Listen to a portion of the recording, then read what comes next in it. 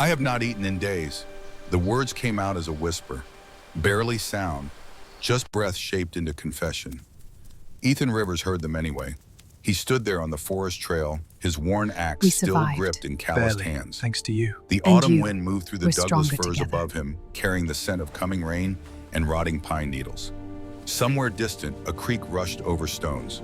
But those sounds faded when he looked down at her. She was impossible to miss. 7 feet of green-skinned warrior slumped against the hollow oak like a fallen monument. Her broad shoulders trembled with each breath, massive hands pressed against bark trying to hold herself upright. Failing, her skin had gone pale. Not the vibrant green of summer leaves, but something sickly, drained. The color of things dying slowly. Tusks curved up from her lower jaw, ivory white against cracked lips. Her hair black as pitch hung in matted braids half undone by days of running. Leaves tangled in the strands, dirt smeared across her cheekbones. But it was her eyes that stopped him cold. Amber, like honey held up to late afternoon sun. They tracked him with predator focus even as her body sagged with exhaustion. Watching, waiting to see what this human would do. Ethan's first instinct was fear. Orcs were dangerous, everyone knew that. The village elders in Timber Falls told stories. Wars fought generations ago. Blood spilled on both sides. Old hatreds that ran deeper than tree roots. His second instinct was something else entirely. He saw the way her ribs pressed against the torn leather armor. Saw the dark stains spreading across her side where an arrow had punched through and been roughly pulled free. Saw the slight tremble in those massive hands. He'd been hungry before. He knew how it felt. Ethan knelt down slowly, no sudden movements. He set the axe aside on dead leaves. Then he reached into his worn canvas satchel and pulled out half a loaf of sourdough bread. It was the last food he had, his breakfast, his lunch, the only thing standing between him and 2 days of empty belly until he could reach the village market again. His hands shook as he held it out to her.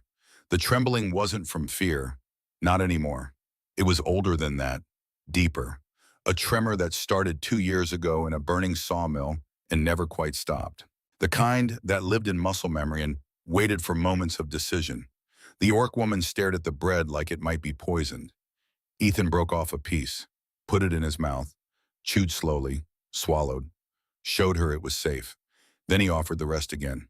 Her hand moved, slow, careful. Those fingers could crush his skull without effort, but they took the bread with something close to gentleness. She ate, first slowly as if her body had forgotten the motion, then faster, desperate. Her throat worked as she swallowed, her eyes closed. Something that looked like pain or relief or both washed across her face. When she finished the last bite, her shoulders dropped, just slightly, as if a wire holding her upright had finally snapped. She opened her eyes. They were wet. Why? The word came out harsh, suspicious, edged with disbelief that cut sharper than any blade. Why would you help me? Ethan shrugged. His voice came out quiet, rough from disuse. Couldn't just walk past someone starving? He paused. I've been hungry before. I know what it feels like. Something shifted in her expression. The suspicion didn't disappear, but it made room for something else. Confusion, maybe. Or the faintest beginning of trust. My name is Kira, she said. Just that, nothing more. Ethan, he replied. Ethan Rivers, woodcutter, nobody important.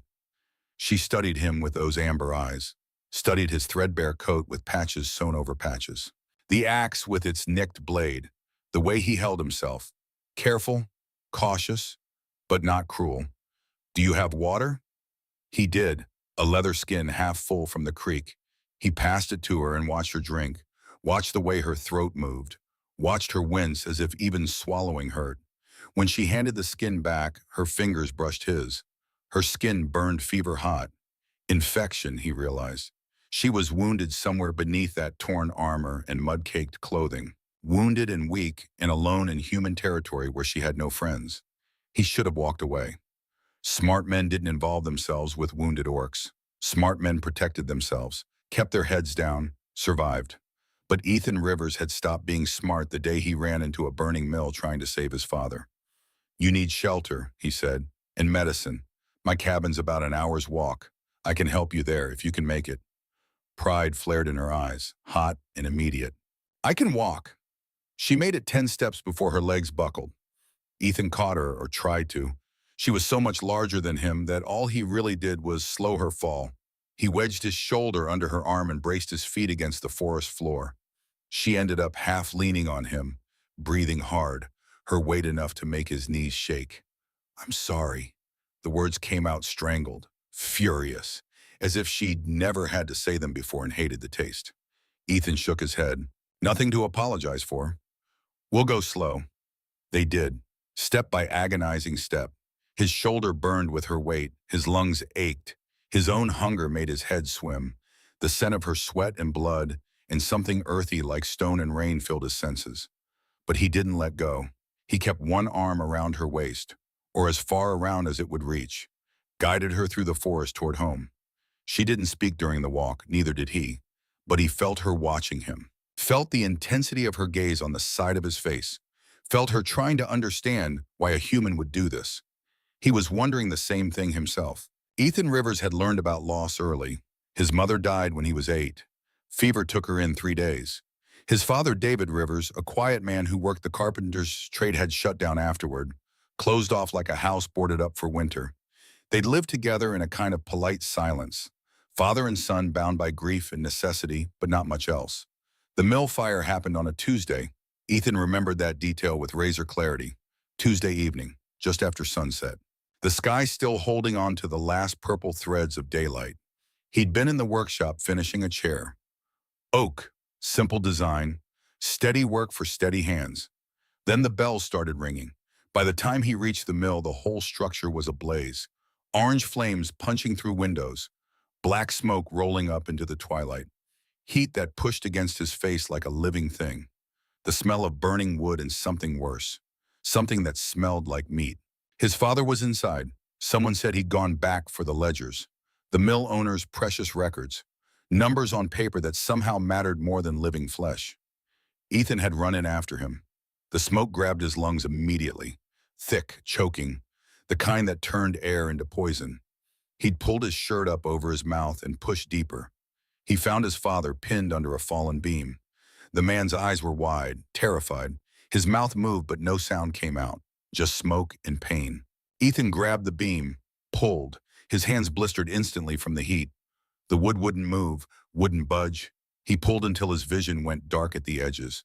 Pulled until someone grabbed him from behind and dragged him out bodily while he screamed. His father died in that fire. The mill owner survived, and somehow in the ash and aftermath blame had found its way to Ethan's door.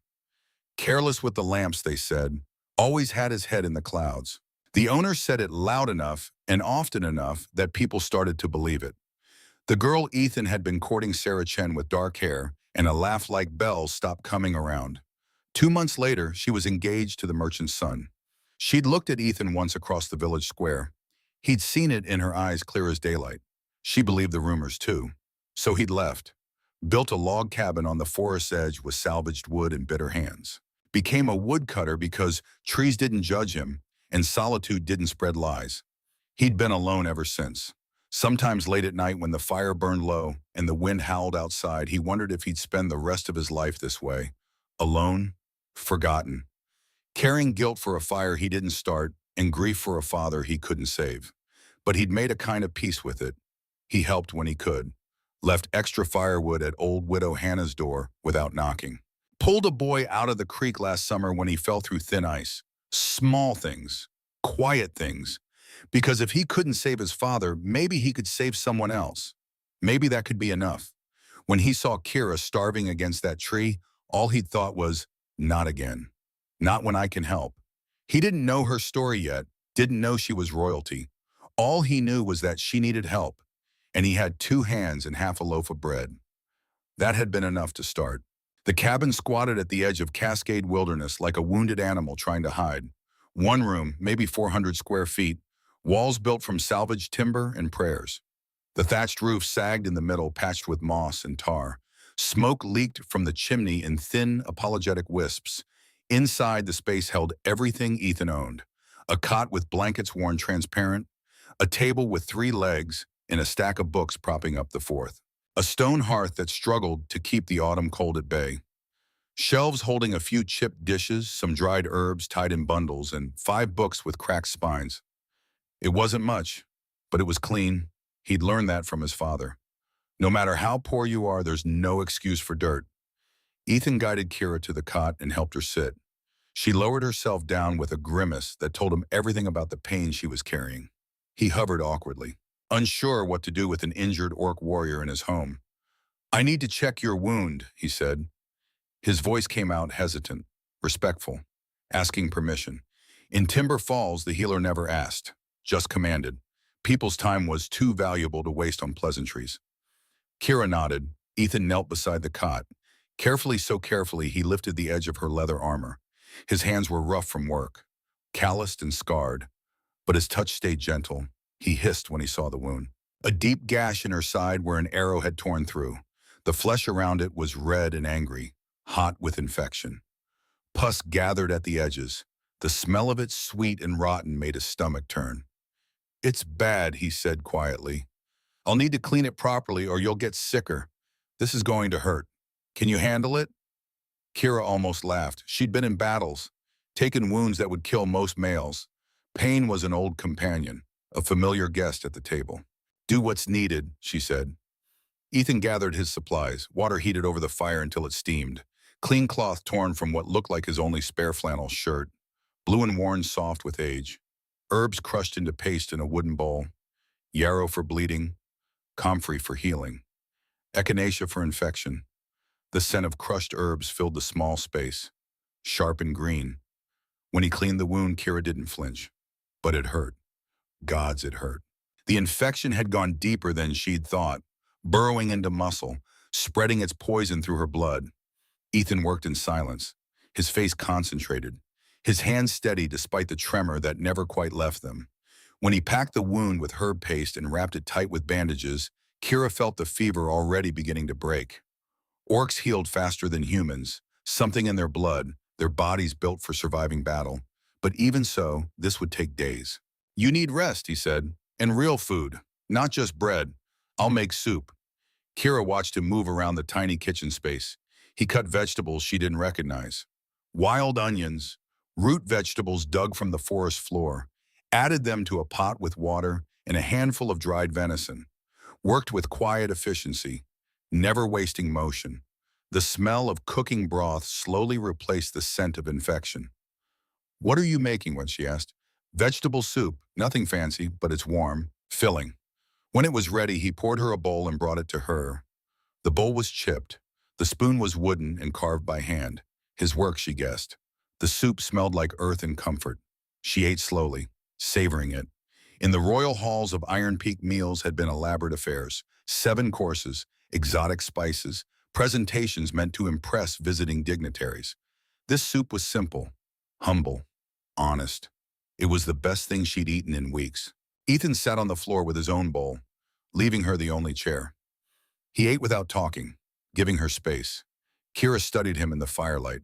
He was young, probably close to her own age. Mid-20s maybe. Thin, yes, but there was strength in his frame. The kind that came from hard work rather than training. His hair was brown and shaggy, like he cut it himself with a dull knife. His eyes were gray, the color of storm clouds. Sad eyes, she thought, eyes that had seen loss. "How long have you lived here alone?" she asked. 2 years, since the fire." He didn't elaborate. In orc culture, you spoke your mind or stayed silent. This human habit of dancing around truth frustrated her. But she was in his home, eating his food, wearing his bandages. She let it go. "Are you afraid of me?" she asked instead. He considered the question, really thought about it. "Yes," he said finally. "A little. You're much stronger than me. Could hurt me easily if you wanted to." He paused. "But I don't think you will." "Why, people who mean harm don't look the way you did when you said thank you." Kira blinked. She hadn't realized her gratitude showed so plainly on her face. At court, she'd learned to school her expressions. Keep everything locked behind armor. Apparently, exhaustion and pain had stripped that skill away. The first few days passed in a strange, cautious rhythm. Ethan went into the forest each morning. He left her water, food, fresh bandages. Told her to rest. He locked the door from the outside. Not to trap her, she realized, but to keep others out. She slept most of the first day. Really slept. Deeply and dreamlessly in a way she hadn't since fleeing Iron Peak's stronghold. The second day she woke feeling stronger. The fever was gone.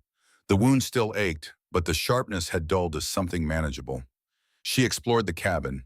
It didn't take long. She examined his books. History mostly. Some poetry. She read a few pages. The human writing system was different from Orcish runes, but she could make out some of it.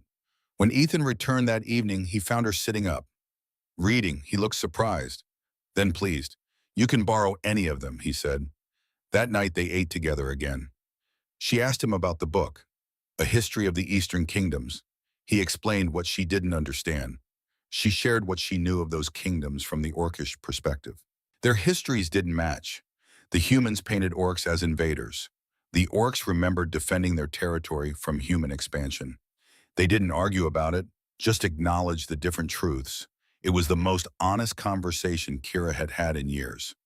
By the third day, she insisted on helping. Ethan protested. She was still healing, needed rest. Kira growled that she was going mad sitting still.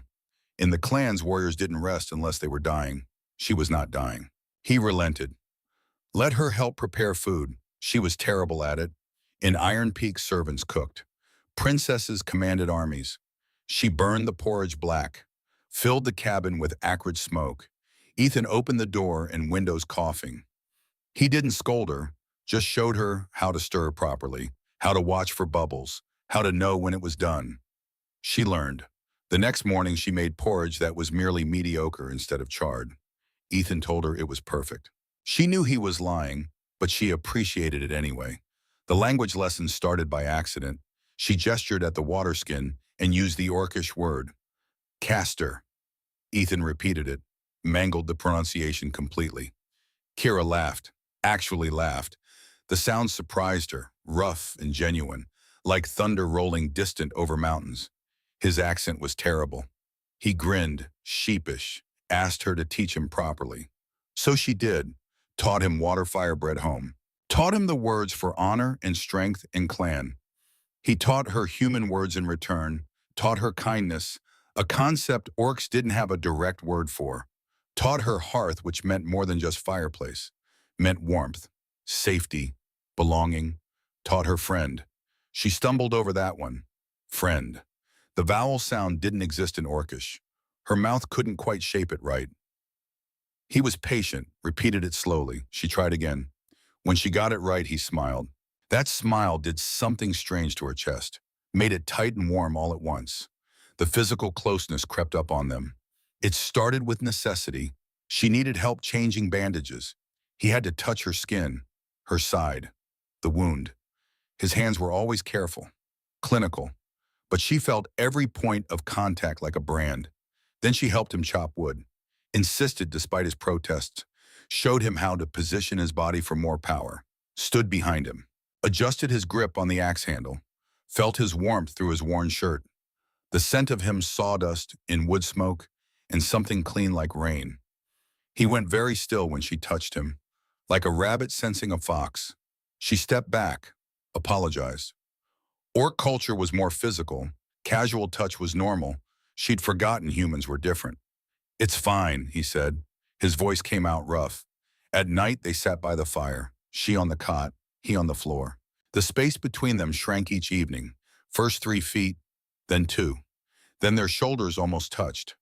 One night, exhausted from helping him haul logs, she fell asleep sitting up, slumped sideways, ended up with her head on his shoulder. She woke an hour later to find him frozen in place, afraid to move and disturb her. She sat up quickly, apologized. He said it was fine, but his ears were red.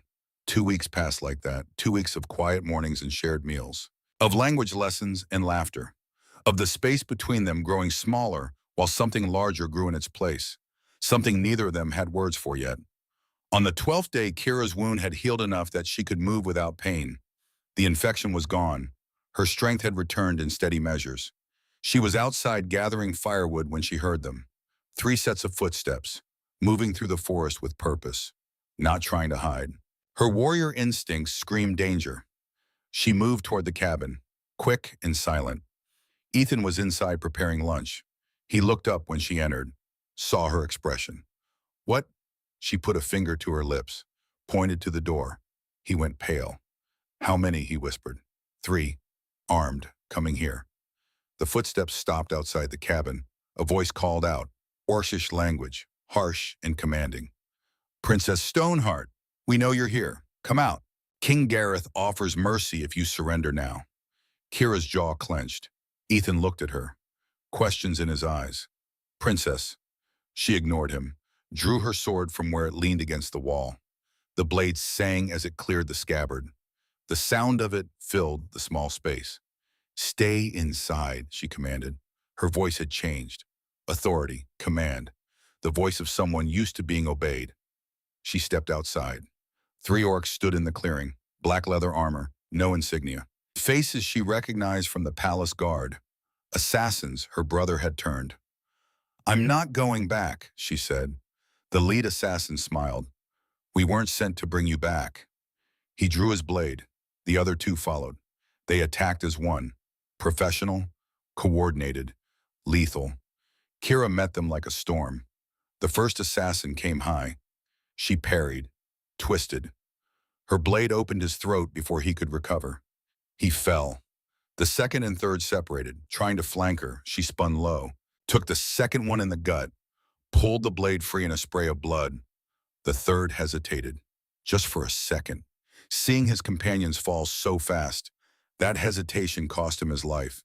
Kira's sword took his head. The entire fight lasted 90 seconds. 3 trained assassins, dead in the dirt. Silence fell, broken only by Kira's breathing. Steady, controlled.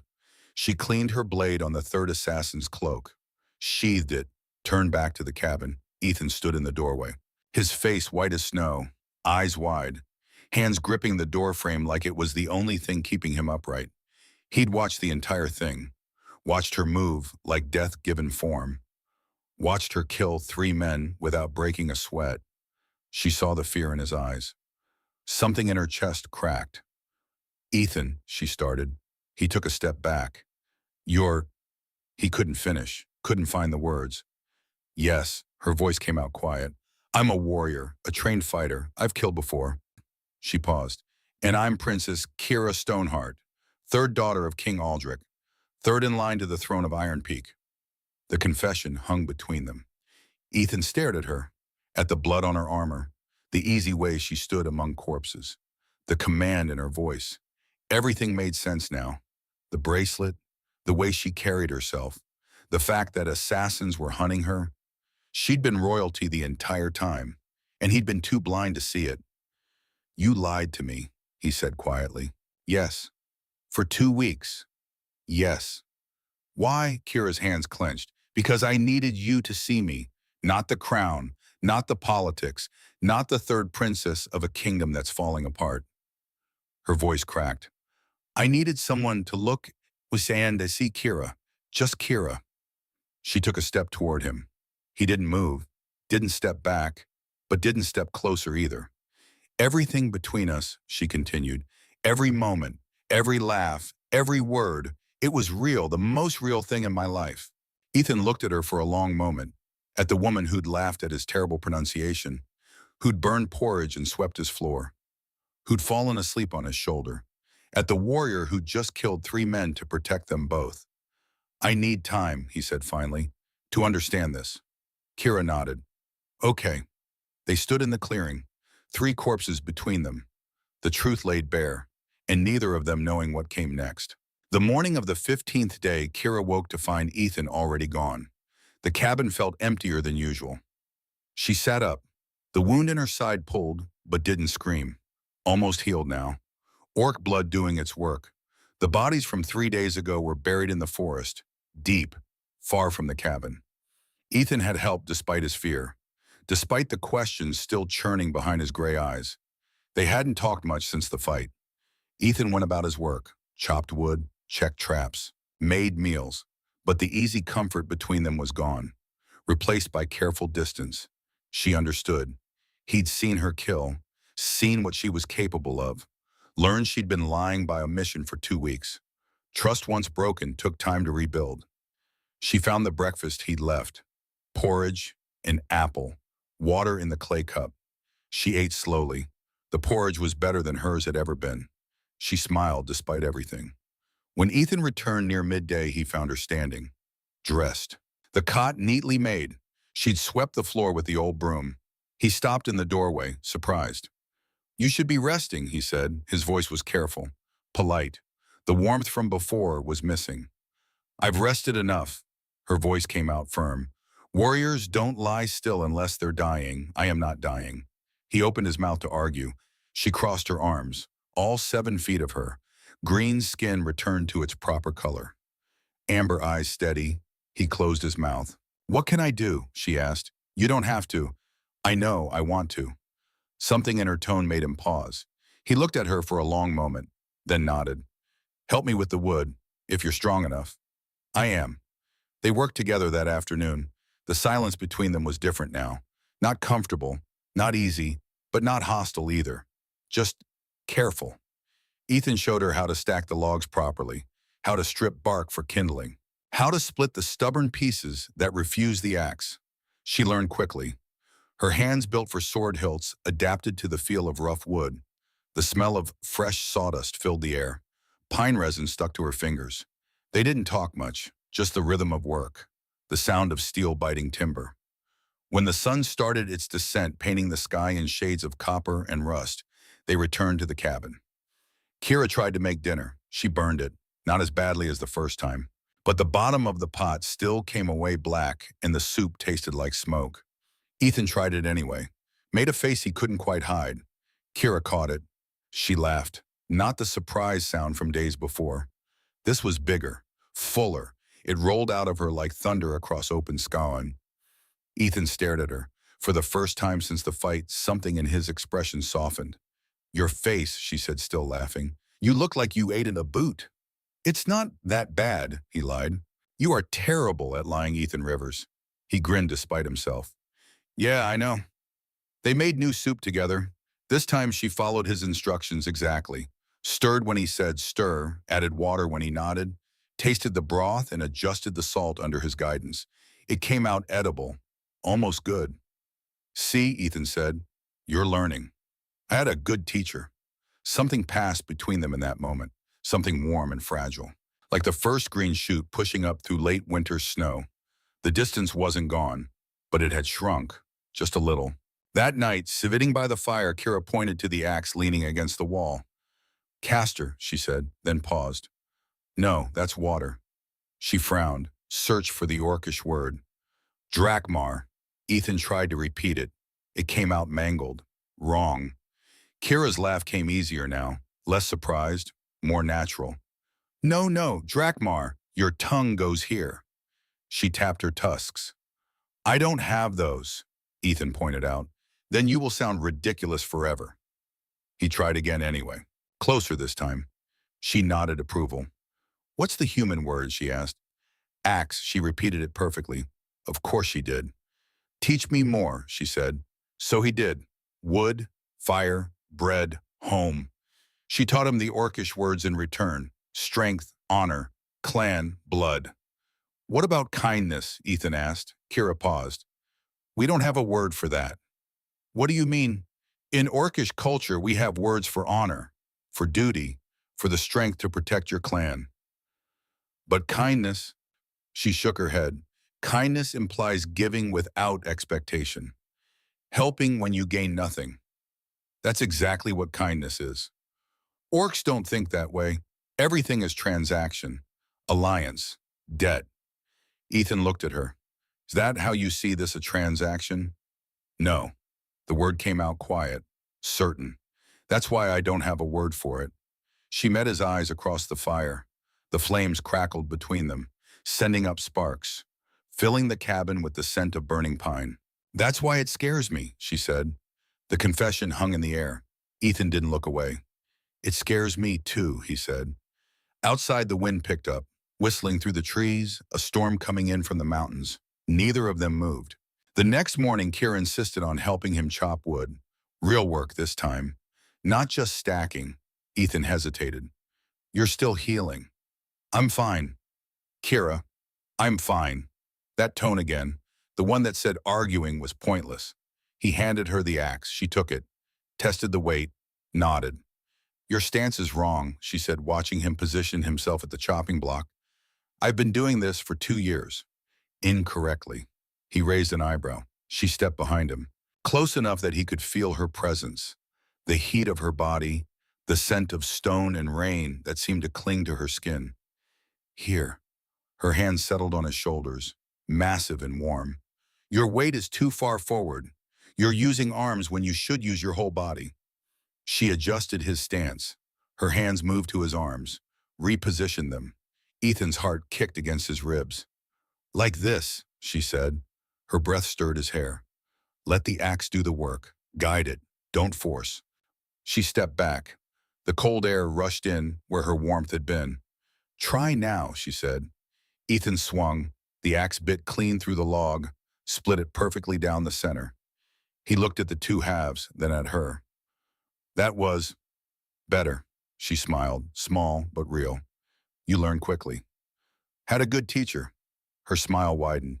They worked together through the morning, her showing him adjusting. Both of them finding a rhythm that felt natural despite coming from completely different worlds. Once their hands touched, reaching for the same log. Ethan jerked back like he'd been burned. Kira noticed. "I'm sorry," she said. "Orcs are more physical. Touch is normal for us. I forget humans are different." "It's okay." "Is it?" He looked at her, at the concern in those amber eyes, the careful distance she was trying to maintain now. "Yeah," he said quietly. "It's okay. I'm not used to it." "Should I stop?" "No, Shung." The word came out faster than he intended. Her expression shifted. Something that might have been hope flickered across her face. "Okay," she said. "Okay." They went back to work, but the air between them had changed again, charged with something neither of them knew how to name. That evening, Ethan returned from checking his snare traps to find Kira reading one of his books, A History of the Eastern Kingdoms. She looked up when he entered. "This book says orcs invaded human lands 300 years ago," she said. "That's what human historians wrote, yeah. That's not what happened." Ethan set down his satchel. 2 rabbits hung from his belt. Dinner. The smell of blood and fur filled the small space. "What did happen?" he asked. Kira's jaw set. "Humans expanded into the Iron Peak valleys, lands our people had held for 1,000 years. They brought soldiers, built forts, drove out the clans." She looked down at the book. "We defended our territory. Your people called it invasion." Ethan began skinning the first rabbit. The blade made small, wet sounds against flesh. "Maybe both are true," he said. She looked up sharply. "How can both be true?" "Depends on where you're standing. To humans expanding west, they were settling new territory. To orcs already there, they were invaders." He paused. "Maybe everybody was right. Maybe everybody was wrong." Kira stared at him. In Iron Peak, disagreements ended in arguments. Posturing, someone claiming absolute truth while others bent or broke.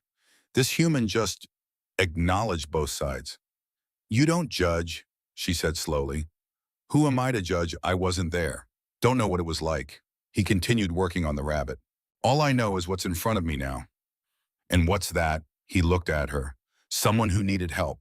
Someone who's teaching me words in her language and laughing at my terrible accent. Someone who makes this cabin feel less empty." Kira's breath caught. "I've never had that before," she said quietly. "Had what?" "Someone who sees me. Just me." Her hands tightened on the book. "People see what they want. Strength, fear, usefulness, the princess, the warrior, the political alliance." She looked at him. "You see, Kira?" Ethan's hands stilled on the rabbit. Blood dripped from his fingers. "Yeah," he said, "I do." Something broke in her expression. She stood up quickly, turned away, but not before he saw the tears. "I'm sorry," she said, her voice rough. I'm not, it's okay." "No, it's weak. Princesses don't. You're not there right now." Ethan set down his knife, wiped his hands on a cloth, stood. "You're here. And here you can be whoever you need to be." She stood with her back to him. Her shoulders shook once. Ethan took a careful step closer. "Can I?" She nodded. He reached out slowly, gave her time to pull away. She didn't. His hands settled on her shoulder blade, small against her broad back.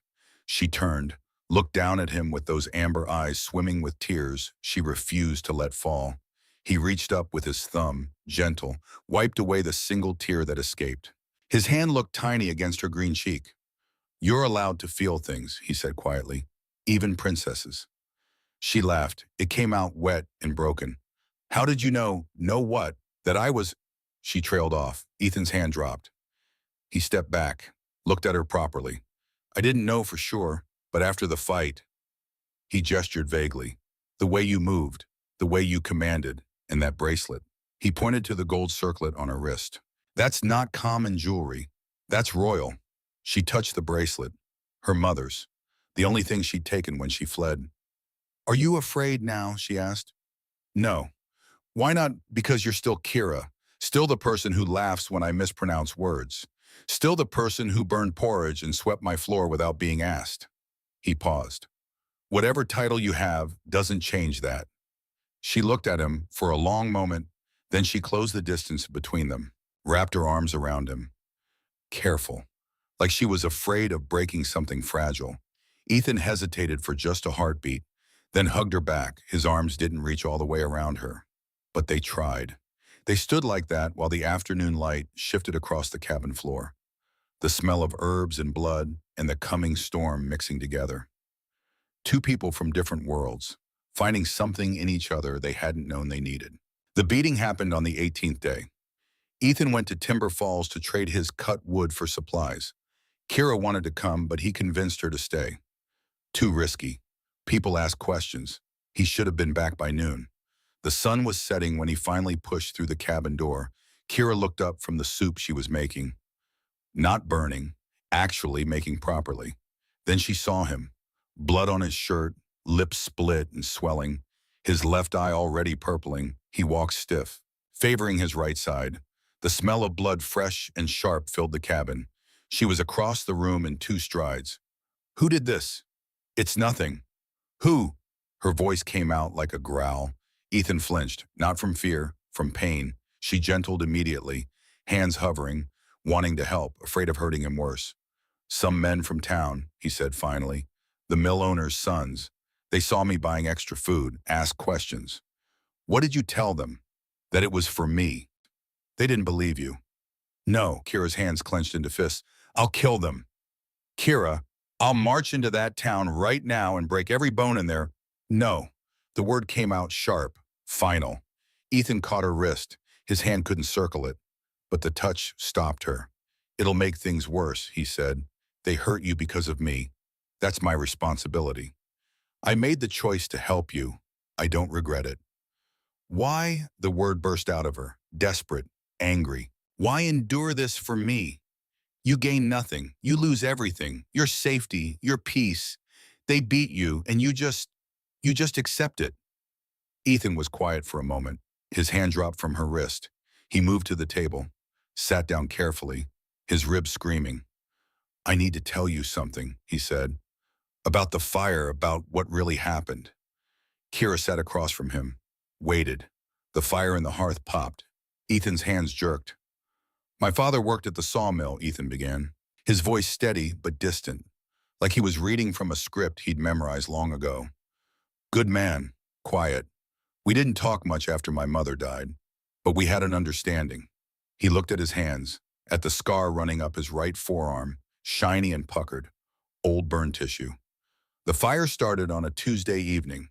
I was in the workshop, heard the bells, ran to help. The fire popped again, louder this time. Ethan's whole body trembled. My father was inside. Someone said he went back for the owner's ledgers, account books, numbers on paper. His hands started to shake. He shouted at me through the smoke, 'Get the ledgers, son. Save the ledgers.'" Ethan's voice cracked. I stood there, 3 seconds, maybe less, thinking he matters more than paper. Just 3 seconds of hesitation while I decided to save him instead of the books. The fire crackled. His hand shook harder. 3 seconds, and a support beam fell, pinned him. I tried to pull him out, burned my arm. He touched the scar. Someone dragged me away. I screamed, fought, couldn't save him.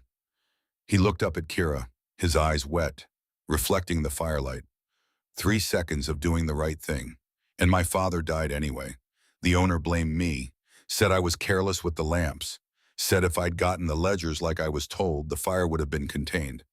The whole town believed him. Sarah left. Everyone left. He took a shaking breath. The smell of his own fear, sharp and bitter, filled his nose. I won't hesitate anymore. Not when someone needs help. Not when I can do something. His voice went quiet. Not when those 3 seconds might matter. Kira's vision blurred. She reached across the table. Her large hand covered both of his. Warm, solid. You couldn't have saved him, she said. I know. It wasn't your fault. I know that too. He looked at their joined hands. But knowing and feeling are different things. Yes, she whispered. They are. They sat like that as darkness gathered outside, the wind picking up, the first drops of rain tapping against the roof. Two wounded people, holding each other's broken pieces. The fire burned low.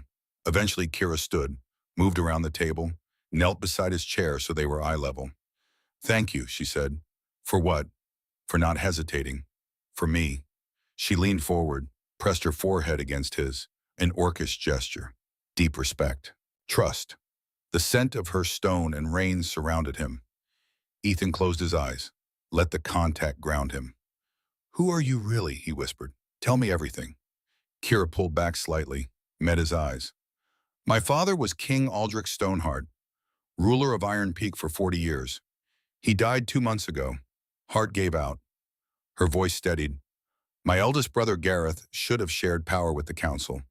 Instead, he seized the throne, consolidated control. She swallowed. I'm third in line, not a real threat, but Gareth is thorough. He sent assassins.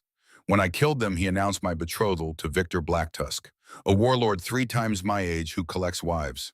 Her jaw clenched. I refused. I fled, took nothing but my sword and my mother's bracelet, planned to reach my mother's cousin at the border clan. Regroup. Challenge Gareth when I was stronger.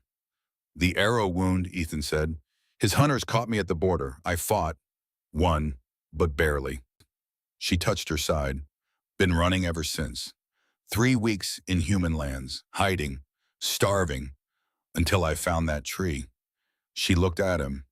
Until I found you. Ethan was quiet for a moment, processing. More assassins will come, he said. Yes. You can't hide here forever. No. What happens when they find you? Kira's expression hardened. I fight, I win, or I die. Ethan shook his head. That's not a plan. That's suicide. It's all I have. No, he stood, winced as his ribs protested. No, we figure this out together. She looked up at him. We. Something in her chest cracked open. Why? Her voice barely a whisper. Why would you do that? Ethan reached down, offered his hand. She took it. He pulled her to her feet. Because some things are worth the risk, he said. Outside, the storm broke. Rain hammered the roof. Thunder rolled across the mountains. Inside, 2 people stood close, not quite touching. But not apart either. Something shifting between them. Something dangerous and beautiful and impossible. Something that felt like the beginning of everything. The horses came at dawn. Ethan woke to the sound of hooves on frozen ground. Multiple riders, moving with purpose through the forest. War-trained mounts didn't sound like farm horses. They moved differently, heavier, more disciplined. The rhythm of their steps deliberate. He sat up fast, too fast. His ribs screamed. The beating from yesterday had settled into his bones overnight. Everything hurt. The smell of his own sweat, stale and sick, made him nauseous. Kira was already at the window, sword in hand. He hadn't even seen her draw it. How many, he asked. 4 riders, heavy armor, Iron Peak colors. Her voice was different, harder, the voice of someone used to command. Who are they? She didn't answer, just moved to the door, opened it, stepped out into the gray morning light. Ethan followed despite his protesting body.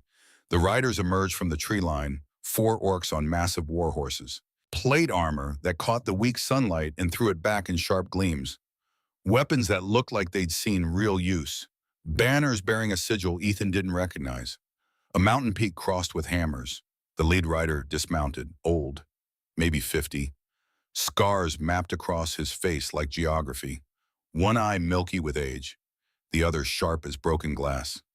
He took 3 steps toward Kira, then dropped to one knee. His forehead touched the ground. "Princess Kira Stoneheart," he said, his voice like gravel in a bucket. "We've been searching for 6 weeks." The world tilted. Ethan heard the words, understood them individually, but together they made no sense, Princess. He'd known. Since the fight with the assassins, since she'd told him pieces of her story, but hearing it spoken aloud, seeing the formal respect, the genuine fear and reverence in this old warrior's voice, it made it real. Kira looked back at him, her amber eyes wide, frightened, not of the soldiers, of him, of what he was about to learn. "Ethan," she started, but the old warrior was still talking. "Half the kingdom thinks you dead, Your Highness. King Gareth has consolidated power, announced your betrothal to Victor Blacktusk in absentia. The clans are fracturing. Civil war is coming. We need you home." King, betrothal, civil war. The words kept coming like punches. Ethan took a step back. The old warrior continued, "I'm Captain Marcus Ironhand. Served your father for 30 years. Taught you the sword when you were 6. His voice cracked slightly. "Please, Your Highness, come home. Lead us. Be our queen." Queen. Ethan's legs went weak. Kira stepped toward him. "Let me explain." "Explain what?" His voice came out flat, dead. "That you're not just a princess, you're heir to a throne, that you're going to be a queen. Third in line, it's not, it's everything." He looked at her, really looked. "You're going back to a kingdom, a war, a crown, and I'm a woodcutter." The distance between them felt infinite. Marcus cleared his throat. "Your Highness, we must move. More of Gareth's assassins are hunting you. This location is compromised. We tracked the last squad here. Others will follow." "Give me 1 hour," Kira said without looking at him. "Princess." "1 hour, Marcus. I'm still your commanding officer." The old warrior's jaw worked. Then he nodded. 1 hour. We'll secure the perimeter." He remounted. The 4 riders spread out into the forest, creating a defensive ring around the cabin, the sound of armor and weapons fading into the trees. Kira turned back to Ethan. They stood 10 feet apart, the morning mist swirling between them. "Come inside," she said. "Please, let me explain everything." Ethan didn't move. "What's there to explain your royalty? I'm nobody. You were hiding here until your people found you. Now you'll go back to your castle and your throne and my what?" Her voice sharp. "My loneliness. My court full of people who see me as a chess piece. My brother who wants me dead or married off to a brute 3 times my age." She closed the distance between them, the scent of her stone and rain, and something wild washed over him. "You think being a princess is beautiful? It's a bourgeoisie. Everyone wants something. Alliance, power, my name, my bloodline, my death." She stopped an arm's length away. "You were the first person in my entire life who gave without wanting something back, who saw me as a person instead of a title, who made me feel like I mattered for who I am instead of what I am." Tears ran down her green cheeks. "So yes, I hid the truth, because for 3 weeks I got to be free." Her voice broke. "And I was terrified that if you knew everything, it would all change." Ethan stared at her, at the tears, the trembling, the raw honesty. "It has changed," he said quietly. She flinched like he'd struck her. "I know. I thought I was helping someone in need. I didn't know I was helping royalty. That changes things.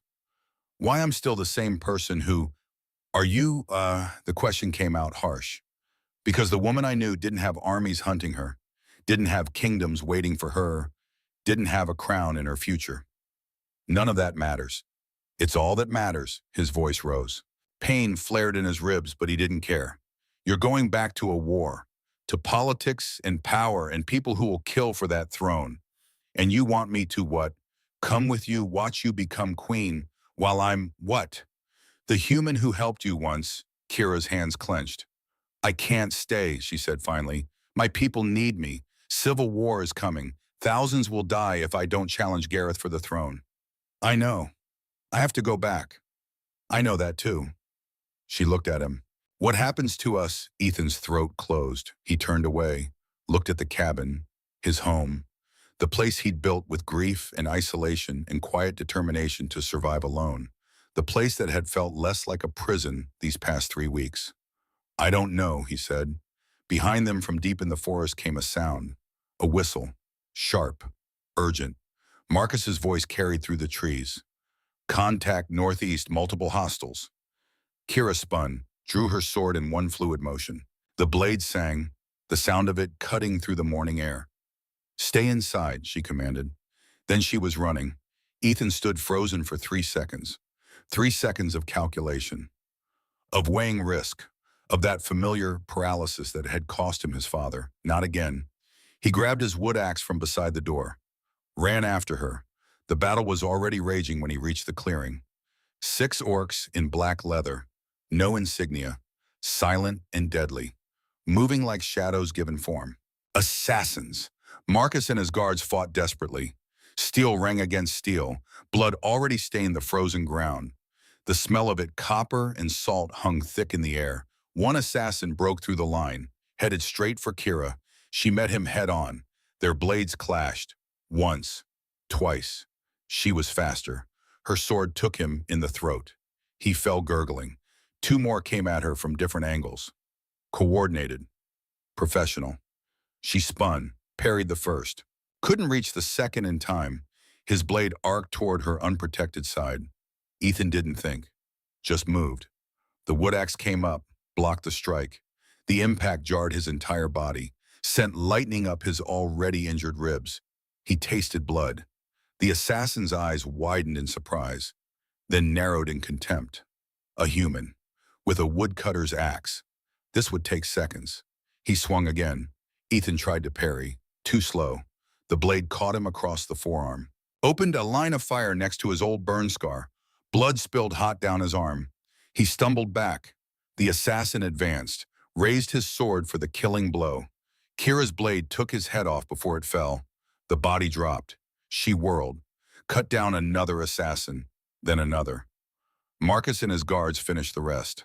Silence fell, broken only by harsh breathing and the drip of blood on dead leaves. Kira dropped to her knees beside Ethan. What were you thinking? Her hands on his face, his shoulders, checking for wounds, the scent of blood, his and others everywhere. You could have been killed. I was thinking I couldn't let you die. You have no armor, no training. He would have. I know. Ethan's voice came out steady despite the adrenaline shaking through him, despite the pain screaming up his arm. But I wasn't going to stand there and watch. Not again. Not you. Something broke in her expression. She pulled him against her, held him so tight his ribs protested. He held her back. You magnificent fool, she whispered. Yeah, he said, I know. She pulled back enough to look at him, her hands cupped his face. Blood on both of them. His, hers, the assassin's. Human and orc. So different, fitting perfectly. I love you, she said. The words simple, direct, orc-style honesty. No poetry, no flowery declarations, just truth. Ethan's breath stopped. These 3 weeks have been the happiest of my life, she continued. You saw me when everyone else saw the crown. You gave your last bread to a stranger. You made me laugh. You made me hope. She took a shaking breath. I'm going back to Iron Peak, to challenge Gareth, to prevent the war, to claim the throne that's rightfully mine. Her thumbs brushed his cheekbones, gentle despite the calluses. Come with me. The world stopped. What? Come with me, as my consort, my partner, my equal. Kira, I'm a woodcutter. You're a princess, a queen. I know what I'm asking. Her voice fierce. Leave your world. Enter mine. Face judgment from my people. Court politics. Enemies who will use you against me.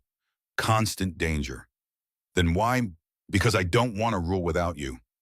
The words came out raw, desperate. I can't sit on a throne surrounded by people who want things from me while the one person who wanted nothing is here, alone, cutting wood in a forest, carrying guilt that isn't his. She leaned her forehead against his, the blood on both their faces mixing. I'm offering everything I have, my hand, my heart, half my kingdom, a place at my side. Her voice dropped to a whisper. Choose me. Choose this impossible thing. Ethan's mind raced. Leave everything, his cabin, his isolation, the safe small life he'd built from ashes. Enter a world of politics and power and people who would hate him for being human. Risk everything for her. I'm terrified, he said, so am I. I'll fail you. I'm not strong enough, smart enough. You're the man who gave his last bread to a starving stranger, who tended my wounds, who made me feel seen. She pulled back to look him in the eyes. You're the bravest person I know. I don't know how to be a consort to a queen. Then we'll figure it out together. Ethan looked at her, at the hope and fear warring in those amber eyes, at the woman who'd laughed at his terrible orcish pronunciation and cried when he said he saw her, at the warrior who'd just killed 3 men to protect them both. 3 seconds, a voice whispered in his head. You hesitated 3 seconds, and your father died. Don't hesitate now. Yes, he said. Kira went still. Yes. Yes, I'll come. Yes, I'll stand with you. Yes to all of it. He took her hands, his small and scarred, hers large and calloused, perfect together. Because I love you too, he said. Because you made me feel like I mattered. Because some things are worth the risk. He squeezed her hands, the blood making them sticky. Because I won't hesitate. Not anymore. Not for you. Kira's face crumpled. She kissed him, hard and desperate and tasting of salt and copper and hope. He kissed her back. The world fell away. There was only this, only them, only the impossible choice that somehow felt like the only choice that mattered. Marcus cleared his throat. They broke apart. We need to move, the old warrior said, his scarred face carefully neutral. More assassins will come. The bodies will draw attention. Kira stood, helped Ethan to his feet. His arm throbbed. His ribs screamed, but he stood steady. Do you have anything you need to take? She asked. Ethan looked at the cabin, at his few possessions, his books, his tools. Everything he owned could fit in a single pack, but none of it mattered. No, he said, I have everything I need. Marcus produced bandages from his saddlebag, wrapped Ethan's arm with efficient movements. Can you ride? The old warrior asked. I'll manage. They left as the sun cleared the treetops, 5 riders heading north into the mountains. Ethan on a horse for the first time in years, every movement jarring his injured ribs, the smell of horse and leather and blood mixing together. Kira rode beside him, Marcus and his guards forming a protective ring. He didn't look back. The journey took 5 days, each one harder than the last. The mountain trails were steep, rocky. The horses picked their way carefully over loose stones and through narrow passes. The air grew thinner, colder, the smell of pine giving way to the clean, sharp scent of high altitude. Ethan's ribs made every breath painful. His arm throbbed constantly beneath the bandages. But he didn't complain. Kira used the time to prepare him, taught him about Iron Peak politics, the clan structure, the court factions, who would support her claim, who would oppose. The military clans will likely back me, she explained as they rode. I've led war bands, proven myself in battle. General Kraug remembers me, respects me. And the others? The trade clans will wait to see who wins. They care about stability, not bloodline. The noble houses, she paused. They'll be split. Some supported my father. Others have made deals with Gareth. And the common people. They loved my father. Hated Gareth's heavy hand. But I've been gone 3 months, dead in their eyes. That changes things. Marcus told stories as they rode. Stubbornest child I ever trained, the old warrior said, a hint of pride in his gravelly voice. Beat boys twice her size by the time she was 10. Made them cry. Made me laugh. He paused.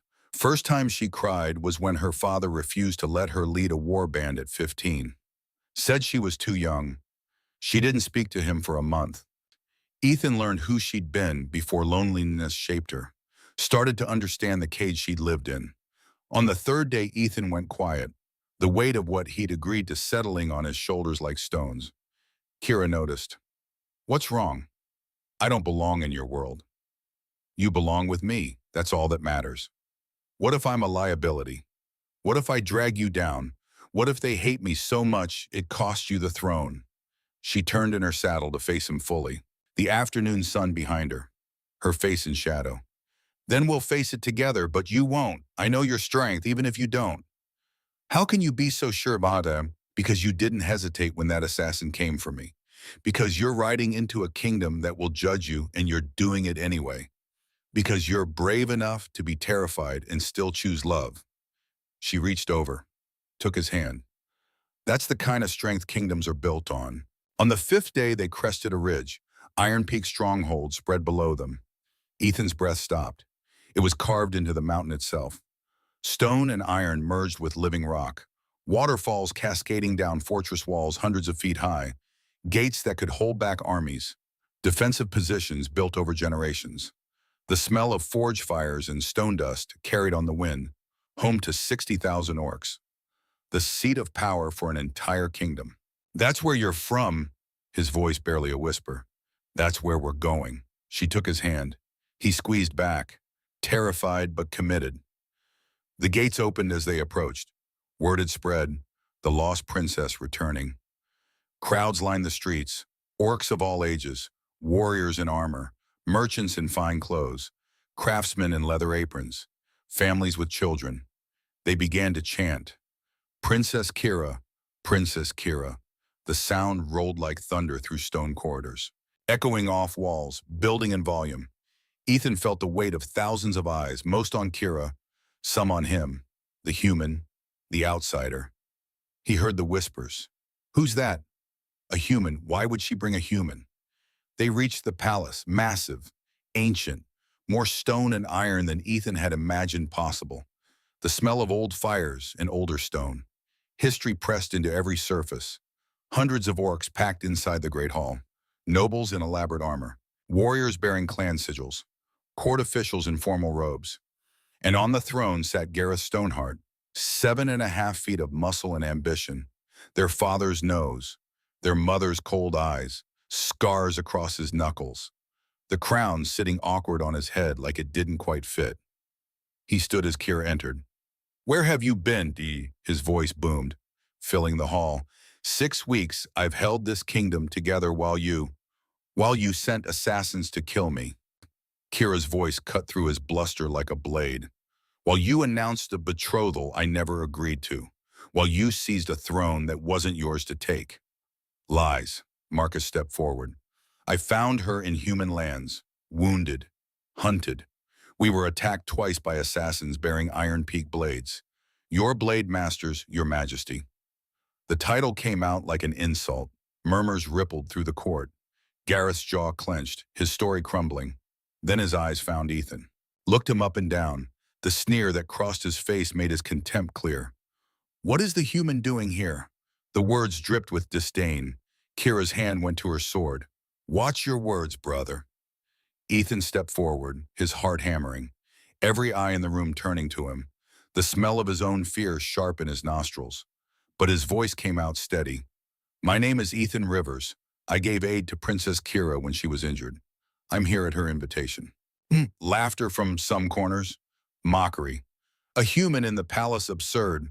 Is this your new pet sister? Kira's voice rang out, clear, certain, filling every corner of the vast hall.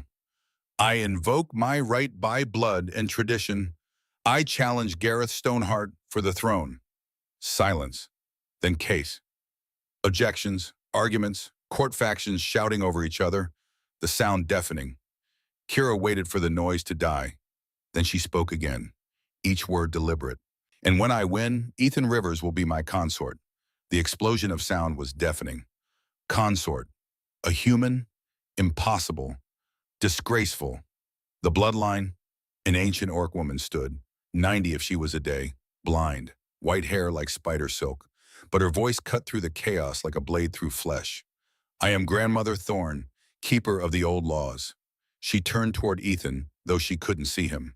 The law is clear. Consorts must prove their worth, must demonstrate they can stand beside royalty, must earn their place. She paused. Let the silence build. 3 trials: strength, wisdom, heart. Her blind eyes seemed to stare directly at Ethan. If the human passes, his place is earned. If he fails, he returns to human lands. Alone. Kira started to object. Ethan touched her arm. I'll do it. You don't have to. Yes, I do. For us. She looked at him, saw the certainty in his gray eyes, the fear beneath it. but the certainty stronger. She nodded. The trials will be held in 3 days, Grandmother Thorne declared. Time for the human to prepare, time for witnesses to gather, time for the kingdom to watch. The hall erupted again. Arguments, objections, but the law had been invoked. The trials would happen. Kira led Ethan from the hall, through stone corridors, past guards who stared, into a suite of rooms high in the palace. When the door closed behind them, she finally let herself shake. I'm sorry, she said. I didn't think about the trials. I should have. It's okay. It's not. They're designed for warriors. You're not. I'll manage. She looked at him, at this human who'd agreed to stand trial before an entire kingdom, who'd followed her into a world that would judge him for his species, who loved her enough to risk everything. I'll help you prepare, she said. 3 days, we'll train. I'll teach you what I can. Okay? She held him that night. Neither slept much. Too much fear, too much at stake. The trials were set, and Ethan Rivers would face them. A woodcutter against a kingdom, love against tradition, hope against impossible odds. The morning of the first trial arrived cold and clear. The arena carved into the mountainside. Stone amphitheater, seats for 10,000. Every seat filled. This wasn't just a trial, it was a spectacle. Ethan stood at the base, looking up at the mountain shrine. 300 steps carved into living rock. Each step a foot high. At his feet lay a stone. 200 pounds of carved granite. He had 1 hour to carry it to the top. The crowd murmured, bets being placed. Most giving him 10 minutes before he quit. Kira sat in the royal box, hands clenched white on the railing, forbidden from helping, forbidden from interfering. Grandmother Thorne's voice rang out, let the trial of strength begin. Ethan bent, gripped the stone, lifted. His ribs screamed. The injury from the fight not fully healed. The stone was impossibly heavy. He took the first step, then the second. The first 50 steps were manageable, adrenaline helping, fear driving him forward. By step 75, his legs burned. His breath came ragged. Sweat poured down his face despite the cold. The crowd watched in silence. At step 107, he fell. His legs gave out. The stone rolled down 10 steps, crashed against rock with a sound like thunder. The crowd jeered. Send him home. Weak human, she should pick an orc. Kira stood, hands gripping the rail so hard the wood cracked. Ethan lay on the steps, everything screaming. His vision blurred, the taste of copper in his mouth. 3 seconds. He'd failed his father in 3 seconds. Not again. He pushed himself up, climbed back down, retrieved the stone, started again. At step 203, he fell harder, crashed forward. The stone pinned him briefly, blood from scraped hands staining the rock. Marcus watched from the guard position, muttered low enough only his men could hear. Get up, boy. Show them what humans are made of. Ethan pushed the stone off, stood, his whole body trembling, blood and sweat mixing, but he climbed. The final 100 steps were pure will. No strength left, no adrenaline, just the choice to keep moving. 1 step, then another. The crowd had gone silent, watching this human refuse to quit. Step 295, 296, 297, each one an eternity. Step 300. He reached the shrine, collapsed, but he'd made it. 3 minutes to spare. The crowd exploded, not all cheering, but the silence broken. The human has proven endurance, Grandmother Thorne declared, her voice carrying across the arena. Trial 1 passed. Kira was there in seconds, held him while he gasped for air. You magnificent fool, she whispered. He grinned through blood and exhaustion. 1 down. The second trial came the next day. Less physical, more cerebral. The War Council chamber, maps spread across a massive table, dozens of veteran warriors watching, judging. Grandmother Thorne presented the scenario. Iron Peak is besieged. 3 enemy clans, 50,000 warriors. Our food stores depleted. Reinforcements 2 weeks away. How do you defend the stronghold? Ethan stood at the table. Every eye on him. He had no military training, didn't know orc warfare tactics, was surrounded by warriors who'd spent lifetimes studying combat. But he knew mountains, knew terrain, knew how wood and stone could be weapons. He studied the map, asked questions. What's the terrain like at these approach points? Rocky, unstable. Water sources, 3 springs, 2 inside the walls, 1 outside. Enemy supply lines. Stretched thin, 2-week journey from their nearest stronghold. Ethan traced routes on the map. Use the terrain. The mountains are your ally.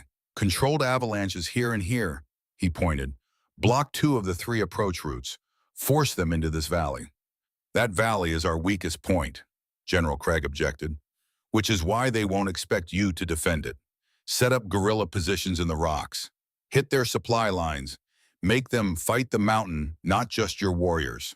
He continued, fortify the water sources. They'll need water more than you do. Deny them access. Trade space for time. Make every foot of ground cost them blood. Retreat, you counsel retreat. Another general, scarred and angry.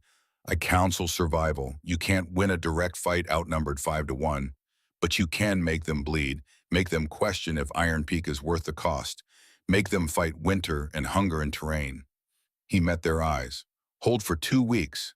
When reinforcements arrive, you counterattack. Catch them between your forces, exhausted, starving, demoralized. Silence. The War Council exchanged looks. Marcus spoke first. Unconventional but sound, using terrain as weapon, making the enemy's strength a weakness. General Craig nodded slowly. The boy thinks like a survivor, not like a warrior, but in siege conditions. He paused. It would work. Grandmother Thorne's voice rang out. The human demonstrates wisdom born of different perspective. This is not weakness. This is strength. She paused. Trial 2 passed. The council chamber erupted in murmurs. 2 trials down, 1 to go. The 3rd trial came on the final day. No physical test, no strategic puzzle, just a question. But the hardest question of all. The throne room packed, thousands watching, the entire kingdom bearing witness. Grandmother Thorne stood before Ethan. The trial of heart, she said. A question with no right answer. Only true answer. She paused, let the tension build. Kira is queen. War threatens the kingdom. She must lead the army herself. High probability of death. As her consort, do you support her going, or do you try to keep her safe? The trap was obvious. Say yes, and he didn't love her enough to protect her. Say no, and he didn't respect her as warrior and ruler. Wrong answer either way. Ethan looked at Kira. She sat in the throne, crown not yet hers but waiting. Her amber eyes locked on his. Trust me, those eyes said. He looked back at Grandmother Thorne, took a breath. I would support whatever decision Queen Kira made. The crowd murmured. He continued, because she's capable of choosing for herself. She's a trained warrior, a brilliant strategist. She knows the cost of war better than I ever will. His voice grew stronger. Because her duty to her people might demand sacrifice. And loving her means respecting that duty, not trying to cage her for my comfort. He paused. But I would also insist on going with her. Murmurs grew louder. Not to fight her battles, I'm no warrior, but to tend wounds, to manage supplies, to remind her what she's fighting for when the battle gets dark. He looked at Kira. Because partnership means sharing burdens, not removing them. Because if she falls, I fall beside her. That's what consort means. He turned back to Grandmother Thorne. I won't try to protect her from herself. Won't try to make her choices for her. But I'll stand with her through every choice she makes. He took a breath. That's love. Not possession, not control. Just standing together through whatever comes. Silence filled the hall. Complete. Total. Then Grandmother Thorne smiled. The first genuine smile anyone had seen from her in years. The human understands the weight of the crown, she said, and the price of love, and the difference between protection and partnership. She turned to the crowd. Trial 3 passed. The hall erupted, some cheering, some objecting, but the trials were done. Ethan had proven himself. Then Victor Blacktusk stepped forward from the crowd. The warlord Gareth had tried to force Kira to marry. 55 years old, covered in scars like trophies. Legendary fighter.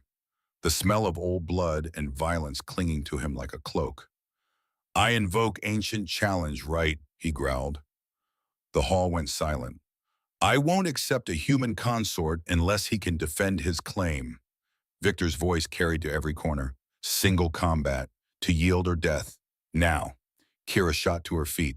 No. Ethan has proven himself. This is legal, Grandmother Thorne said quietly. Ancient law. Anyone can challenge consort to combat. To prove they're worthy to stand beside royalty. The elders conferred, ruled the challenge valid. Kira gripped the throne. This is murder. Victor is a legendary warrior.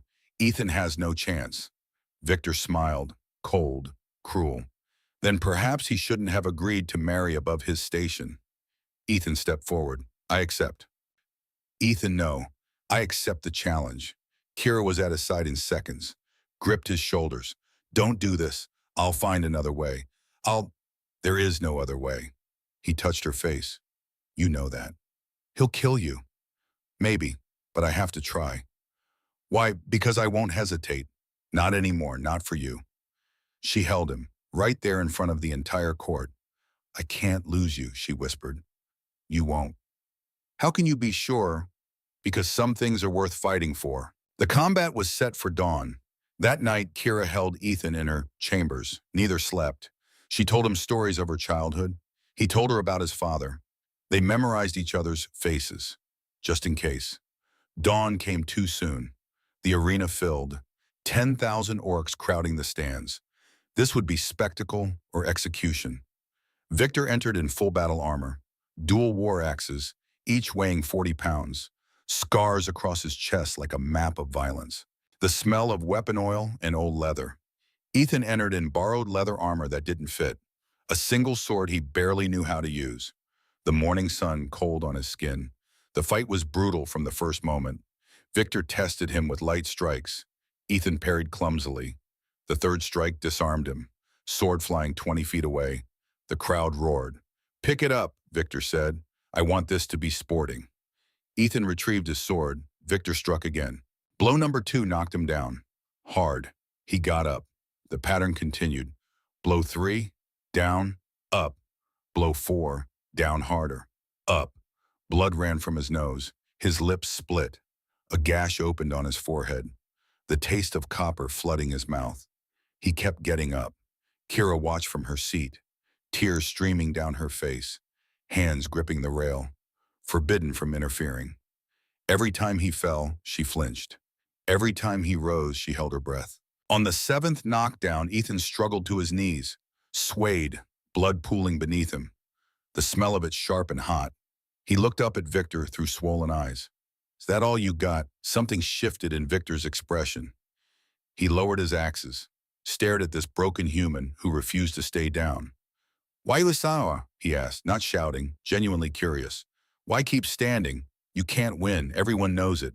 Even you know it. Because I promised her I wouldn't give up. Ethan's voice came through broken teeth, blood on his lips. And I keep my promises.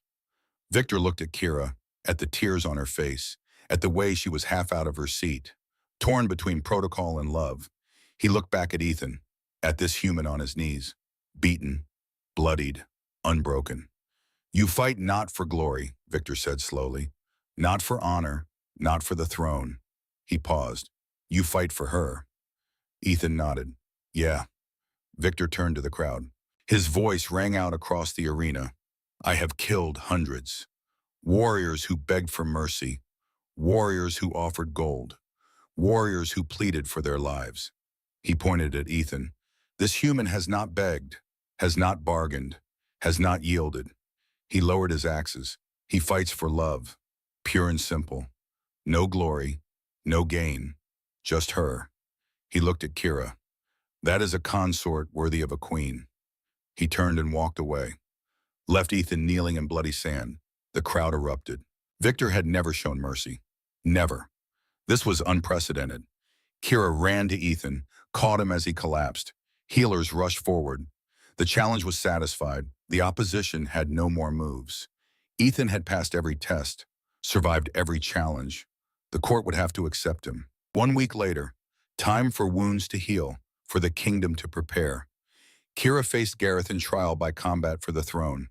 Traditional single combat, to yield or death. The fight lasted 20 minutes. Brutal, vicious, brother and sister with everything to lose. Gareth was bigger, stronger, fought with rage and desperation. But Kira was faster, smarter, and she was fighting for something real. Not power, love. Her sword found his throat, drew a thin line of blood. Yield. Gareth looked into her eyes, saw she'd kill him if she had to, but would rather not. I yield. She lowered her blade. You have 1 day to leave. Exile. But alive. Gareth nodded, rose, walked from the arena, the crown passed to Kira. The coronation was immediate. Ancient ceremony, 500 years of tradition, the smell of incense and old stone, the crown of iron and stone placed on her head. Queen Kira Stoneheart, first of her name. The crowd roared. Then she called Ethan forward.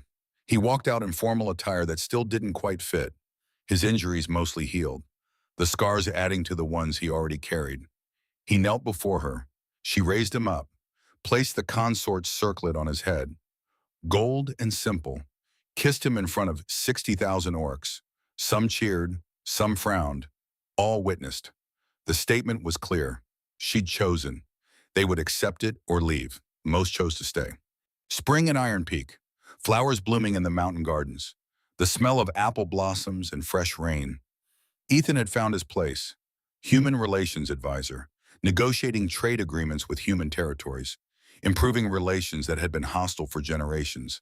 He'd also become Kira's conscience. When she was too harsh, he softened her. When she doubted, he reminded her of her strength. The court had learned to respect him, not for his strength, not for his wisdom, but for his steadiness, his honesty, the way he saw people as people. One evening they sat in the nursery. Their daughter slept in the cradle. Arya, 2 months old, green skin, gray eyes, small tusks just beginning to show, black hair soft as silk. The first half-human, half-orc royal child in history. Perfect. Sometimes I think about that day, Ethan said quietly. The bread, how close I came to walking past. Kira leaned against him, the scent of her familiar now. Home. I think about it too. Do you regret it, this path? Everything we've faced. She turned to look at him. Really look. These 3 years have been hard. Politics, opposition, people who still think you don't belong. She smiled. But they've been real. More honest than anything before. She gestured around. I have a kingdom, a purpose, a daughter, and you. She took his hand. No, I don't regret it. Neither do I. They sat in comfortable silence. Two people from different worlds, who'd built a bridge one act of kindness at a time. Outside the window, Iron Peak spread below. A kingdom changing, growing, learning to see beyond old hatreds. Inside, a queen and a woodcutter held hands, watched their daughter dream. It wasn't the ending anyone would have predicted that day in the forest, but it was theirs, and it was enough. A messenger arrived after midnight. Urgent dispatch, sealed with wax. Kira opened the letter. Her expression darkened. What is it? Ethan asked. From Gareth, in exile. She read aloud, her voice steady but grim. Sister, I warned you the throne would be harder than defeating me. The Council of Clans meets in 3 months. They question a half-human heir. They question your judgment. And there are others moving in shadows. Those who want neither of us on the throne. Watch your back. Watch your consort. Watch the daughter. For I may have been your enemy, but there are worse enemies coming. Stay vigilant. The game is not over. It has merely changed.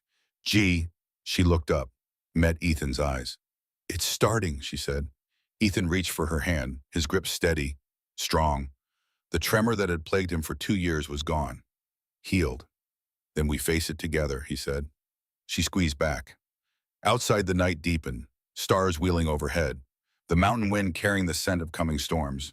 Inside, a family held close, ready for whatever came next. Ethan looked at his hands. Steady, still, no hesitation left, just choice. And he'd made his choice.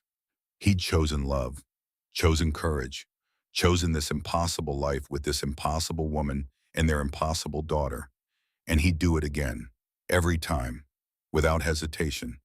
The fire in the hearth crackled softly. Ethan didn't flinch. The sound was just sound now, not memory, not trauma, just the warmth of home. Kira rested her head on his shoulder. Arya stirred in her sleep, made a small sound, settled again. Together. Always together. Whatever storms came, they would face them. Not alone, never alone again. Alone.